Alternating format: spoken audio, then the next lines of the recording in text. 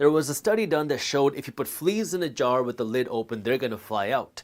But if you put the fleas in the jar and you close the lid and you leave the lid closed for a few days and then you open up the lid, none of the fleas are going to fly out of the jar. They're not going to believe that it's possible for them to get out because they tried to get out and they couldn't. So now they just stop trying, even though the lid is no longer on.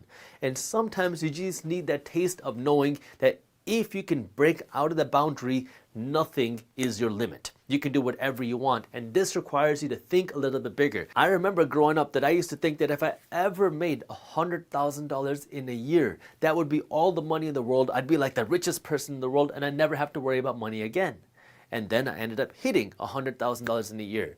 And now I surprised myself. Wow, I'm actually doing this. And then I realized I could do a whole lot more. I could turn $100,000 a year into $100,000 a month. I could turn it into $100,000 a week. Now, this requires you to think different, but you have to think bigger first. If you limit yourself, you end up being a fly in a jar, and you don't think that you can get out because you've already put the cap on you, even if the cap isn't there. And this is where you have to be willing to think different.